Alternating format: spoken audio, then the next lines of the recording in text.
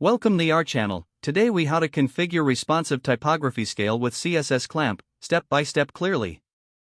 To configure a responsive typography scale using the CSS clamp function, first, open your preferred code editor. Create an HTML file and link a CSS style sheet. In the CSS file, start by defining a base font size and the root element. Use the rem unit for scalability and flexibility across different devices. Next, identify a minimum font size that will be your starting point.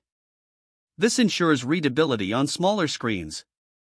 Then, determine a maximum font size for larger displays. This keeps your typography looking good on wide screens.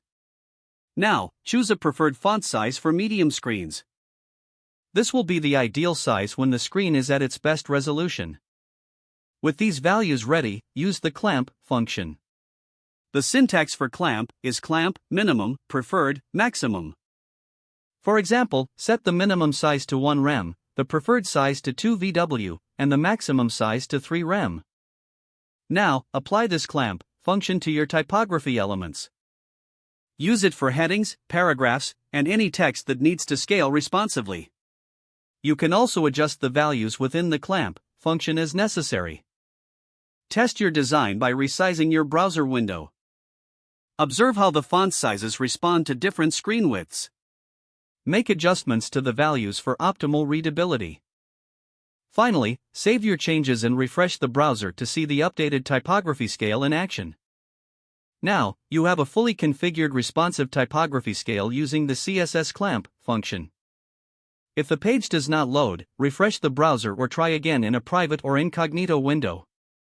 Make sure you are using the correct email address, then retype it carefully to avoid small typos. If your password is not accepted, use the reset option and create a new strong password you can remember. Check your spam folder for verification or security emails, then complete any requested confirmation steps. Enable two-factor authentication if available to improve account security and reduce unauthorized access. After signing in, review your profile details so your contact information and settings are accurate and current. If you see an error message, note it down and try again after restarting your device and internet connection. Don't forget to like this video and subscribe to our channel for more step-by-step tech guides.